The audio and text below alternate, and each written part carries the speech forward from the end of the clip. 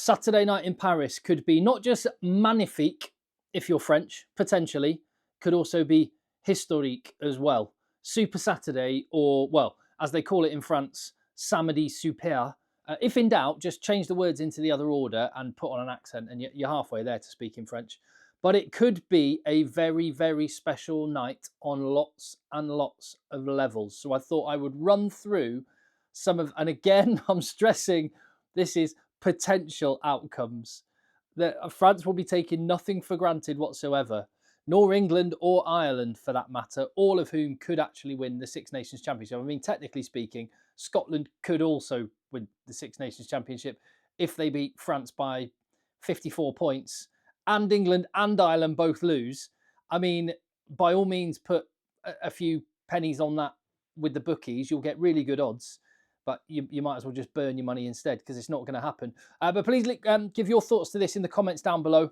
I'm Tim, and this is Egg Chasers. And one of the things I love most about the Six Nations Championship is the history, is the majesty of this competition. When things like this come to light that I'm going to cover in this video, it really hammers home just what a special competition this is. It just conjures up the magnitude of players and the length of time that this competition has been running. So on the line for France on Saturday night. In fact, before I get to the team and individual records which could tumble, let me just draw your attention, and maybe a little bit of hope for Scotland is when you actually consider what France are losing by losing Antoine Dupont. Now, it didn't affect them within the game last weekend, and Maxime Lucu was outstanding. Nolan Le Garrec on the bench this week is an amazing player. Baptiste Serran, he can't even get in the matchday squad, and he would walk into most international teams. And then they've got Baptiste Jeanot, Baptiste Couillou, and many, many more. France are stacked at scrum half. But Antoine Dupont, not just as a player, as a captain, his record is amazing. He is by a mile the most successful French captain in terms of pure win percentage than any other Frenchman in the history of their rugby team. It's quite astounding. And actually, when you just again, look, I'm only talking purely statistically here. I'm not getting into any conversations about goats or anything like that. That tends to get people really annoyed. I'm just pointing out purely statistically, Antoine Dupont's record as French captain is up there with some of the great captains and great players that rugby union has ever produced. So he will count for more than a little bit, the fact that he is not there. And that should be a boost to the confidence of Scotland as they go into the Lions' Den on Saturday night. As for the records which could tumble, firstly, Damian Penaud. What a player, what a finisher. He has 38 tries to his name, the same number as the great Serge Blanco.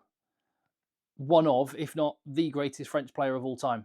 Or, Dupont, other players may be regarded as like that when their career is done. But right now, Blanco is the man. Absolute legend. He got his 38 tries in 90-odd caps. Penaud has managed to get his 38 in 57 caps. And I tell you what, Penaud must be absolutely cursing himself. Firstly, for having a toe injury for that Wales game where France just ripped Wales to pieces. And secondly, he had a stinker against England where he could have broken the record. And he also got dropped the next week for the game against Italy where they scored 73 points, where he would have broken the record already, you would imagine. It would be poetic, though, wouldn't it, if Damian Penaud becomes the highest try scorer in the history of the French national team on a Saturday night in Paris when they win the Six Nations Championship. That is one that is well worth watching out for. And the most likely record to fall on Saturday night, tomorrow night, as I record this, is Thomas Ramos becoming the highest point scorer in the history of the French national team. He is 6 behind Freddie Michalak. So he needs, 2 penalties and a conversion, and he will break that record. It's a when, not an if. Thomas Ramos is 29 years of age. He's going to be far and away the highest point scorer for France in their history. What's really noticeable is how low those numbers are compared to other countries when you consider Dan Carter is the highest point scorer in the history of the sport with about 1,600 points, and Owen Farrell's over 1,200. I think there are maybe 5 players that have gone over 1,000. And Thomas Ramos is like number 41 on the list overall. There isn't a Frenchman in the top 40, which is pretty astounding given how good a rugby country it is. But what that speaks to is the sheer competitiveness of being a French international. They have so many players in any era of the sport. They have so many great clubs and so many great players that it is so hard to pin down your spot in a team for an extended length of time, which is why the players that manage to do it, like Thomas Ramos, are so special. And he is going to break that record more than likely tomorrow night. So that'll be a special moment and well worth keeping out for as well. And this isn't going to be a record that's broken, but Gaël Fickou is back. He's had a long-term injury. France have been waiting for their moment to bring him back in.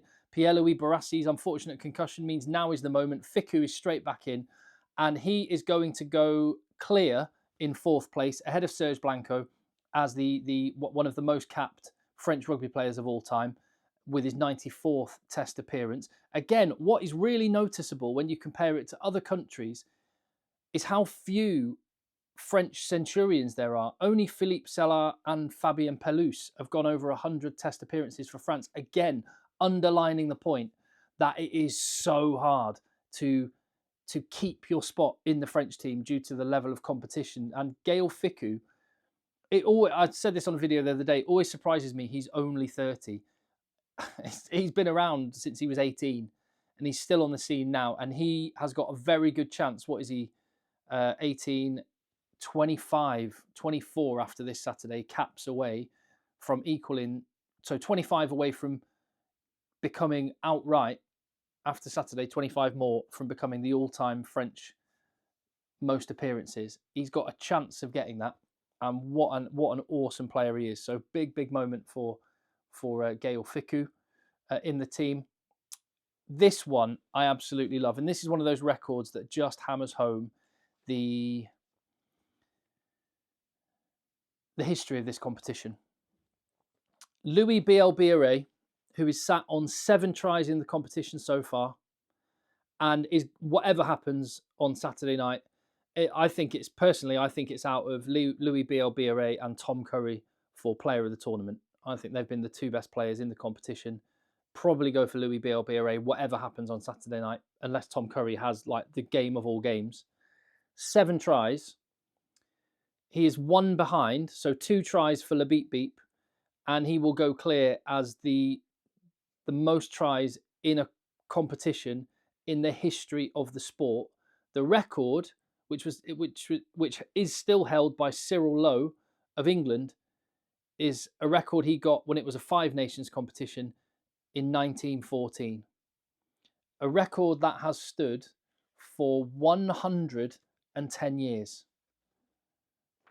So Le Beep Beep could do something very, very rare and very, very special. I just a little bit on Cyril Lowe, by the way.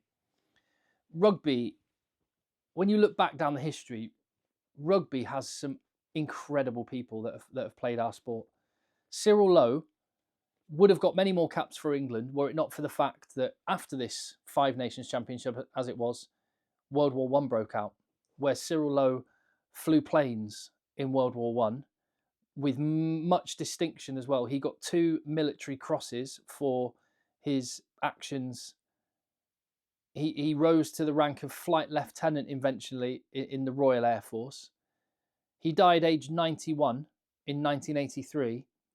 And 32 years after Cyril Lowe died, he still holds the record for the most tries in a competition. If that breaks this Saturday night, that will be absolutely remarkable. Louis Bielbiere even equaling it would be remarkable, but Cyril Lowe will keep it because he only played the 4 matches rather than Le Beep Beep's 5. But watch out for that one. That could be something really, really special.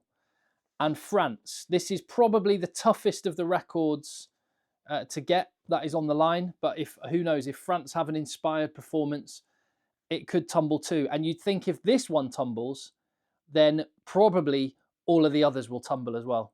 And it will be just the night of nights for France. The most tries ever scored in a 6 Nations Championship was by England in 2001, when they scored 30 tries across the competition. Actually, much like this year's competition, England won the tournament without a Grand Slam. They were all set for a Grand Slam, and then Ireland spoilt the party, and England had an off day. Very much like France had an off day at Twickenham, and what might have been for them. But in that competition in 2001, England scored 30 tries and had a points difference of 149. France go into the final match 4 tries behind England and with a points difference of 106. So if France score 5 tries and win by 44 points, they will probably have Louis Bielbiere getting a couple of tries, probably Damian Penaud getting tries, definitely Thomas Ramos scoring conversions and penalties, and that will mean that France win the lot, except for the Grand Slam, which would have made it perfect. Again, I am not for a minute saying all these things are going to happen. The 80 minutes of rugby is ahead of us. I just thought it was interesting to plant the seed and let you know what might happen, just in case it's one of those memorable historic nights on Samedi Super. Right, leave your comments down below. Give the video a thumbs up. If you appreciate the content on the channel, I would really, really appreciate it if I would earn your subscription. I'm going to be working hard, fingers to the bone, getting the videos up right across Super Saturday. Can you tell I'm quite excited? I cannot wait.